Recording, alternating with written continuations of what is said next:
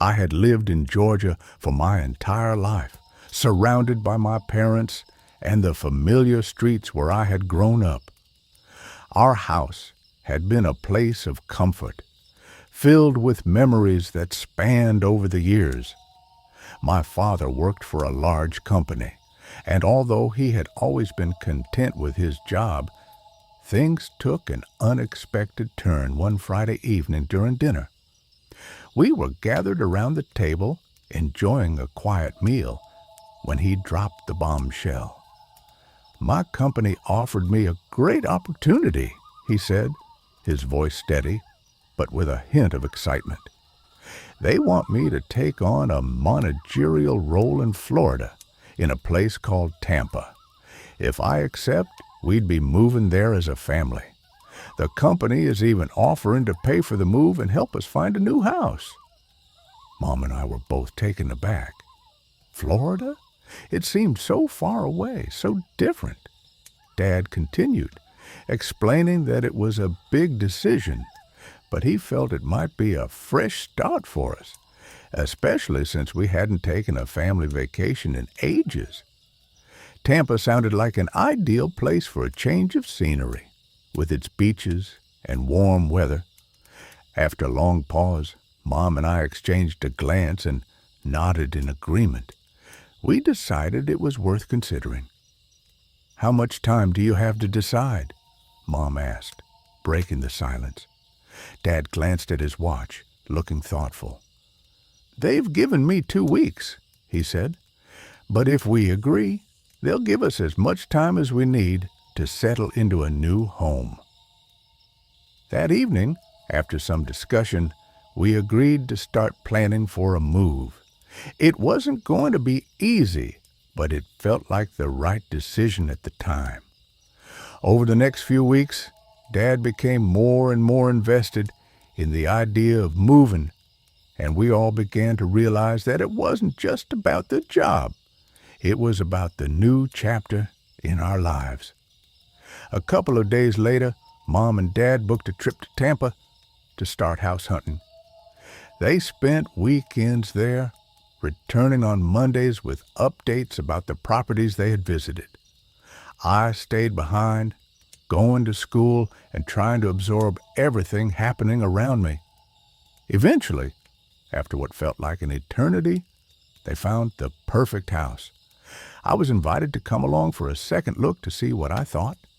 It had everything we needed: 4 bedrooms, a spacious living area, a double garage, and a backyard that was just big enough for us to enjoy. It wasn't the biggest house, but it felt like a perfect fit. The inside was modern and well kept, with a large kitchen that instantly caught Mom's attention. She was an amazing cook, and the thought of having more space to prepare her incredible meals made her very excited. I couldn't deny that the house had potential. After a bit of negotiation, Dad made the purchase. Once the house was secured, things started moving quickly. We had to sell our old house, which was bittersweet. It held years of memories, and the thought of leaving it behind made me feel strange. But life was pushing us forward. We went through everything we owned, tossing out old junk and donating anything we didn't need. It was harder than I expected to part with some things, but we were determined not to burden the new house with unnecessary stuff. When it came to packing, Dad was ruthless, much to my surprise. He got rid of 10 boxes of things, while Mom only had 3. As for me, I ended up with 15 boxes, much of it things I hadn't even looked at in years. The hardest part was letting go of my old childhood toys and trinkets, but in the end, I knew it was time to move on. We sold the house in record time, and within 6 weeks, we found ourselves in Tampa, surrounded by boxes and take-out food. We didn't have time to cook yet, so we lived on frozen dinners and fast food. It wasn't glamorous, but it was part of the process. Slowly, we began unpacking and setting up our new home. During this transition, I found a job working remotely, which was a relief. The flexibility of working from home suited me much better than my old office job back in Georgia. I could take breaks, enjoy the hot tub in the backyard, and even get some swimming in during the day. It felt like a luxury, and I soon grew accustomed to the pace of life in Florida. Our new neighborhood had 2 houses nearby.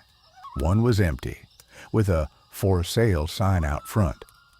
The other was lived in, but the owner, a man in his late 40s or early 50s, never really interacted with us. I'd seen him drive in and out of the driveway a few times, but he never waved back when I tried to greet him. I thought it was odd, but Mom assured me that some people were just strange, and it was best to leave them to their own devices. But things started to feel a little off.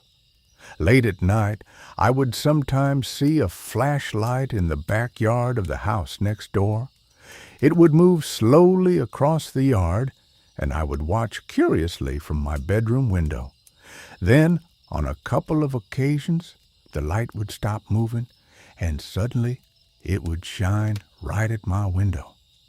I quickly ducked down, holding my breath, and wondered how the man knew I was watching. But when I looked again, the light had disappeared, and there was no sign of him. Over time, I noticed even more strange things. The man didn't seem to go out during the day. I never saw him in the garden, and I couldn't shake the feeling that something wasn't right. I told Mom about it, but she brushed it off, telling me not to worry and to focus on my own life. Then one afternoon, I was relaxing in the hot tub, gazing up at the clear blue sky. As I leaned back, I saw something moving along the fence next to the neighbor's yard. I squinted, trying to make sense of what I was seeing. It was a ladder leaning against the fence. At the top of the ladder stood the man, wearing a gas mask, peering over the fence and staring right at me. His eyes were obscured by the mask, but the way he was looking at me sent a chill down my spine. I froze, unsure of what to do. The man didn't speak, but he seemed to be studying me intently. Then, to my horror, he reached down and pulled a black cat from behind the fence. The cat was limp, either dead or unconscious. He held the cat in his hands for a moment, then pointed at me with his other hand and made a cutting motion across his throat. It was an unmistakable threat. Without a word, he climbed down from the ladder, took the ladder with him, and disappeared into his yard. My heart raced as I stood there, stunned. What was he doing? Why was he threatening me? And why was he holding a dead cat? I couldn't just ignore it. I needed to know what was going on, so I decided to do some investigating. I waited until dark, when both Mom and Dad were out for the weekend. Alone in the house, I grabbed a small flashlight and headed toward the fence that separated our yard from the neighbors. One of the fence panels was loose, something Dad had planned to fix. I slid through the gap and found myself in the man's backyard. It was eerily quiet, and the ground beneath my feet seemed soft and unsettled, as if something had been recently buried. As I moved closer to the shed at the back of his yard, I noticed a series of fresh mounds scattered around. My flashlight flickered as I crept forward, and soon I reached the door of the shed. It was unlocked, so I cautiously turned the handle and stepped inside. What I saw made my stomach turn. The shed was dark, musty, and reeked of something foul. On a large butcher's table in the center of the room was a wooden board covered in fresh blood. Bloodstains were splattered on the floor and walls. I could see a row of butcher knives hanging nearby, their edges stained with the same red liquid. As I shined my flashlight around the room, I froze. There were dead animals, cats, small dogs, hanging from meat hooks along the back wall. My heart pounded in my chest as I realized that this man wasn't just strange, he was dangerous. But it got worse. On the back wall, I noticed strange symbols painted in red. At first, I thought it was just red paint, but when I looked closer, I realized it was blood. It wasn't just a random mess, it was intentional. The man was involved in some sort of dark ritual, sacrificing these poor animals as part of some twisted ritual. And to make matters worse, this man was our neighbor. I couldn't stay any longer. I quickly backed out of the shed, trying not to make a sound. Just as I was slipping out of the yard, I heard footsteps approaching. I scrambled to the gap in the fence, desperately trying to close it behind me without being noticed. Once I was safely back inside my house, I locked all the doors and grabbed my phone. I called 911, my hands shaking as I dialed the number. But just as I was about to speak, I saw him. The man from next door, holding a meat cleaver in his hand, was walking toward my front door. His movements were slow, deliberate. He was wearing all black, and his eyes seemed fixated on me. I didn't know what he planned to do, but I wasn't going to wait around to find out. The operator answered, and I screamed into the phone, "There's someone with a weapon. He's breaking into the house." I quickly gave them our address, but by the time I finished, I heard the sound of the patio door smashing open. I bolted toward the front door, but the keys were in the kitchen. I had no time to grab them, so I ran out the back door and sprinted down the street. I looked back and saw the man standing in the doorway, still holding the cleaver. It felt like a nightmare. But then I saw flashing blue lights coming around the corner. The police car had arrived, and I flagged them down. They quickly entered the house, guns drawn. I explained everything to them as they rushed inside. After a few tense moments, I heard gunshots. The police had confronted the man. He had attacked one of the officers with the cleaver, and in self-defense, they had to shoot him. He died right there in front of our house. Later, the police found more than 40 animal graves in his backyard, along with strange ritual books and other evidence of his dark practices. It turned out the man had been living next to us for years, but nobody knew what he was really up to. It was a relief to know that he was no longer a threat, but the thought of what he had been doing so close to home left me shaken. I never expected to live next to someone so twisted, but sometimes the people you think you know are the ones who hide the darkest secrets.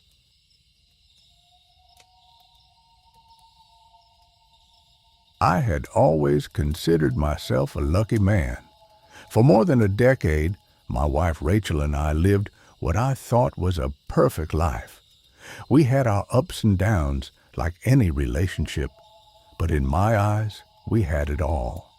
We lived in New York, the city that never sleeps, and we were thriving in our careers. But it all started in a much simpler way. Our story began in a work meeting where we first met, both working for the same company, although in different departments. It wasn't love at first sight, but something about her caught my attention. She was intelligent, confident, and had this air about her that was unlike anyone I had met before. After a few months of occasional chats and lunches, we started going out. We were both busy professionals, but we found time for each other. Over time, our relationship grew stronger, and we moved in together after a year of dating. That year, we were still figuring out the ins and outs of being in a relationship, but something felt right. We were growing, learning, and building something together. A year later, things began to get better in our careers. We both received promotions, which allowed us to earn more money. This, in turn, made it possible for us to buy a house, something that had always felt like a distant dream. We took on the responsibility of a mortgage, but we were ready. The house we bought was modest, but it had everything we needed. We started building our lives in this new home, filling it with memories and plans for the future. Another year passed, and we decided to get married. It was a small, intimate ceremony, but it was perfect. The vows we exchanged felt genuine, and I knew we were in it for the long haul. Things were going well, really well. We were happy, we were successful, and we were living life on our terms.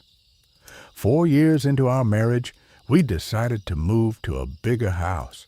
We wanted more space, and we found a property with a pool and a large yard. It felt like we were stepping into the next phase of our life together. Everything seemed perfect, and yet, as we settled into our new home, we continued to talk about the one thing we had agreed on from the very beginning. We didn't want children. The idea of having kids just didn't fit into the life we were building. Our careers were important to both of us, and we feared that raising children would disrupt the balance we had worked so hard to create. We both loved our jet-setting lifestyle, flying to different countries for work and holidays, and we wanted to continue enjoying those experiences without the added responsibility of parenthood. But then something changed. One day, I found myself in Florida for a work conference, promoting products for a large company. It was a typical event, networking, meeting clients, and getting things done. But by the end of the third day, things took an unexpected turn. Some of the delegates began to feel unwell, and before long, even the main speakers were affected. It was strange. The whole event started to feel off, and the convention center manager made an announcement that the event would be canceled due to an illness spreading through the attendees. He mentioned something about a sickness bug going around and advised everyone to head home. I quickly gathered my team and advised them to return to the hotel, shower, and change their clothes. I instructed them to isolate once they got home, just to be safe. Fortunately, none of my team seemed to be affected, but I knew of several delegates who had fallen ill. One had even called a doctor because they were feeling so sick. After the announcement, I made sure everyone was on the next available flight back. I decided to head home the following morning. When I arrived back at the hotel, I showered and changed, then tried to call Rachel. Her phone went straight to voicemail. Odd, I thought. She never went this long without picking up. I called her office, and her assistant informed me that Rachel had taken the week off as a holiday. I was confused. She hadn't mentioned any vacation plans when I left for Florida. I didn't leave a message. Instead, I caught the next flight back to New York. I arrived home early in the morning, picked up my car from the airport parking lot, and headed back. As I turned onto our street, something caught my eye. There was a black Audi parked by our front door. Rachel's red Jag was parked on the other side. This was strange. We didn't know anyone with a black Audi. I parked my car and got out. As I walked inside, I noticed clothes scattered around the floor, some of them belonging to Rachel, others that didn't belong to me. My heart began to race. I rushed up the stairs and opened the door to our bedroom. The sight that greeted me was one I will never forget. Rachel was in bed with a man I didn't recognize. She screamed, and the man jumped out of bed, scrambling to grab his pants and apologizing profusely. My hands clenched into fists, and without thinking, I grabbed him by the neck and dragged him to the bedroom door. I threw him out, and he sped away in his car, tires screeching on the driveway. I stood there frozen. I turned to Rachel, asking her why. Why would she do this to us? To me? To everything we had built? She begged me, pleading for me to understand, but I was beyond reasoning. The trust that had once been the foundation of our relationship had shattered in an instant. We tried to salvage the marriage, but it was too late. 3 months later, we filed for divorce. We sold the house and split the proceeds. I left New York behind, severing all ties to the city, to Rachel, and to everything we had once built. I found a job in Virginia through some old connections, and I bought a smaller house. It wasn't anything extravagant, just a 3-bedroom home with a modest pool and yard, but it was mine. I made an offer on the house, and to my surprise, the seller accepted it right away. I had to get out of the hotel where I had been staying for weeks. The move happened quickly. By 3 p.m. on a Saturday, I was sitting in the middle of my new living room, surrounded by boxes. The house was quiet, the only sound being the distant rustling of leaves in the trees outside. I had a cup of coffee by the pool, but the water was green and needed cleaning. It was a shame because I had hoped to swim that evening, but the pool had to wait. I spent the night unpacking and getting settled. I had a microwave dinner and a couple of glasses of red wine. Exhausted, I dozed off on the couch only to be startled awake by a noise. At first I couldn't figure out what had woken me, but then I saw that the backyard security light had turned on. I got up and went to the window. The light illuminated the pool, and I noticed something strange. The water was rippling, almost as if someone or something was in it. I was confused, but I figured maybe an animal had wandered into the garden. I went outside to investigate, but as I got closer to the pool, I saw puddles of water by the edge. When I looked into the pool, the water had calmed down, moving only slightly in the night breeze. There were no animals around. It didn't make sense. The puddles, though, they were still there. They led a trail to the back of the yard, and then, just as suddenly, the trail disappeared. I turned back to head inside, but that's when I heard a scratching sound. It was faint at first, but it grew louder.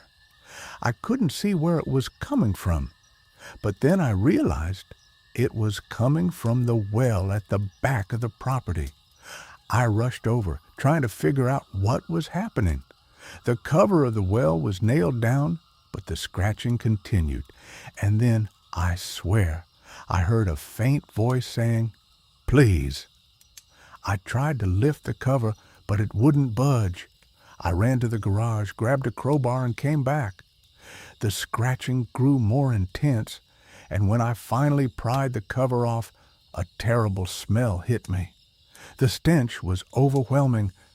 I turned away for a moment, but when I looked back, I saw the underside of the well cover had hundreds of deep scratches as if something or someone had been trapped down there. With the flashlight, I peered down into the well. It was deep, but my light caught something, an old teddy bear, some clothes, and something white in the water below. As I stood there, something brushed against my right side. I spun around, but there was nothing there. Then a small hand grabbed my left hand, and before I could react, it was gone. Feeling shaken, I called the police. By 10 a.m. the next morning, they had confirmed there were human remains in the well. They brought up the body of a young girl, no more than 11 years old. The police investigated and told me that the previous owners of the house had been foster parents. They had cared for a little girl for 2 years, but one night she disappeared. without a trace. The foster father had always believed she was taken, but the police never found any evidence to support that claim. 4 months after her disappearance, both foster parents were found dead from an overdose. The only clue was the little girl's skull, which had a crack on the left side. It seemed that something terrible had happened to her. The police told me that the well had been sealed during the investigation and they had never checked it. It wasn't until I found it that the mystery was solved. As for why I went to the well in the middle of the night, I couldn't explain it. I just had a strange feeling that something wasn't right.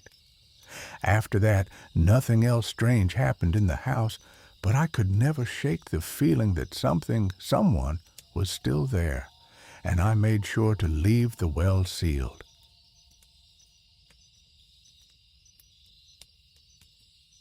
When I was very young, something terrifying happened that I'll never forget. It all started on a normal day when my parents were taking me on a road trip. We were driving across the countryside in our old, rugged truck. It was one of those days where everything seemed so peaceful, the sun shining brightly, the air fresh and warm. My parents were busy talking about their plans for the next few days, while I was happily staring out of the window, lost in my own little world. But little did I know, this seemingly ordinary day would take a turn into something horrific. My parents had a gun in the back of the truck, as they sometimes did for protection when they were traveling through unfamiliar or secluded areas. It wasn't anything unusual for them, but what happened next is something that still haunts me to this day. We had stopped by the side of the road for a quick break, and as my dad opened the truck to grab a snack, the unimaginable happened. The gun that had been carelessly placed in the back somehow went off.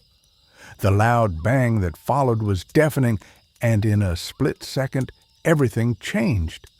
My mom screamed in pain, clutching her wrist, blood pouring from a wound. The bullet had gone right through her wrist, and with my heart racing, I looked down at my own foot. The same bullet had passed through my left foot as well, leaving me in agonizing pain. Everything was chaotic. My parents were panicked, trying to stop the bleeding, but I felt like I was in a nightmare. We were far from any hospital, and the pain was unbearable. My mom kept whispering comforting words, trying to calm me down, though I could see the fear in her eyes. We eventually managed to get help from a nearby farmhouse, and my mom and I were rushed to the nearest hospital. Fortunately, I still have my foot, but that day left a scar, not just on my body, but in my mind. It would be years before I could think about it without feeling that same dread. Fast forward 34 years to March of 2018. I had been battling a particularly nasty ear infection that kept me up for days on end. My head throbbed incessantly, and no matter what I did, I couldn't get any rest. My fiancé, Steve, who worked in construction, was in the habit of taking sleeping pills to get through his long, exhausting nights. On this particular Thursday night, I was finally feeling better, so I decided to get a deep sleep, hoping that the worst of my ear infection was over. The night seemed calm enough as we settled into bed. Steve was already deep in slumber due to his meds, and I was drifting off, finally feeling the sweet relief of rest. For the first time in days, I fell into a deep, peaceful sleep.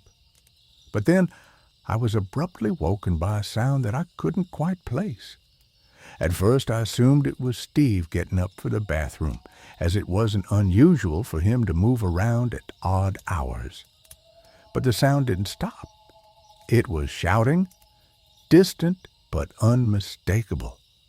My brain was still foggy from sleep, so I ignored it at first, thinking it was just a dream. But then I heard it again, clearer this time. It was Steve's voice, shouting. But why would he be shouting in the middle of the night? I sat up in bed, disoriented. As the yelling continued, it didn't make sense. In that half-dazed state, I thought maybe he was just having a bad dream or talking in his sleep. But then I understood the words he was shouting. "Give me the money!" he yelled. My heart raced. That was not something a dream would conjure.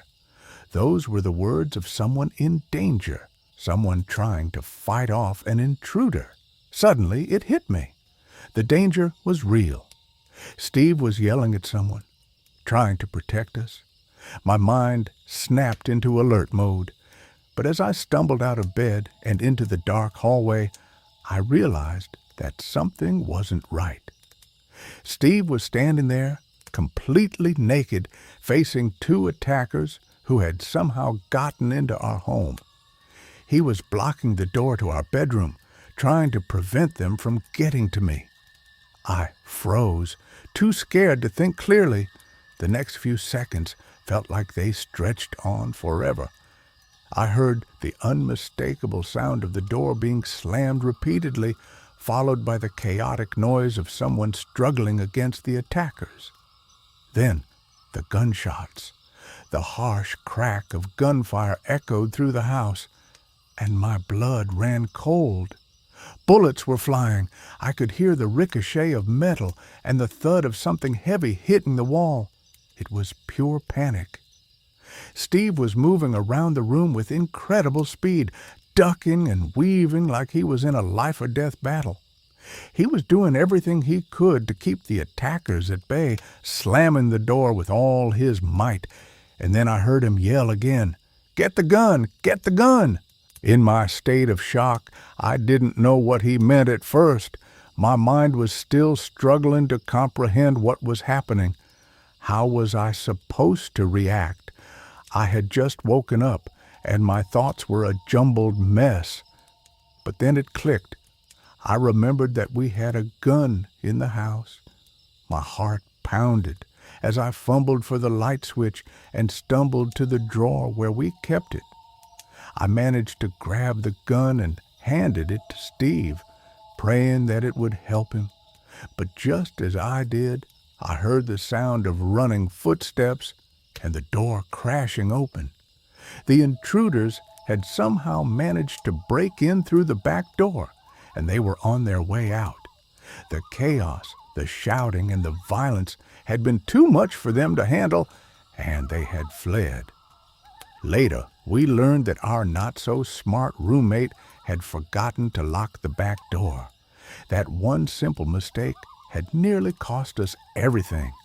I was shaking, my body trembling from the adrenaline and fear, but Steve was hurt.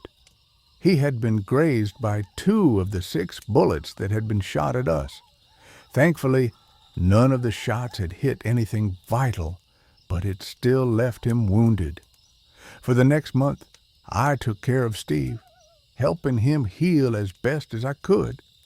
I kept him in bed, changing bandages, and giving him the medicine he needed to recover. It was an exhausting month, but I was just grateful he was alive. In the aftermath of the break-in, we got a dog for extra protection, and we installed a state-of-the-art home security system. We couldn't afford to take any chances again. But even with all the security measures in place, I still couldn't shake the fear. At night, I would sometimes place a chair under the doorknob just to give myself a small sense of security. It wasn't much, but it was enough to make me feel like I was doing something. Despite everything, I haven't had a peaceful night's sleep since that terrifying night. Looking back on it, I often wonder how Steve managed to hear the intruders first. He had been heavily medicated, and yet he was the one who woke up and fought back. If he hadn't, I don't know what would have happened to me. I shudder to think of what those armed robbers might have done if Steve hadn't been there to protect me. Sometimes I can't help but feel like I'm cursed. It seems like the people who love me the most always end up taking the brunt of the danger. My mom, all those years ago, took a bullet for me, and now it was Steve. It scares me to think that anyone close to me has to face these terrifying situations because of me. To those two intruders who barged into our home that night, I have one thing to say. I hope karma finds you. What you did to us, to my family, will never be forgotten. And I can only hope you face the consequences for the fear and pain you caused. But in the end, I'm just grateful that Steve and I made it through that night. We survived, and we're stronger for it. Still, sometimes I wonder if that feeling of safety I once had will ever return. I guess only time will tell.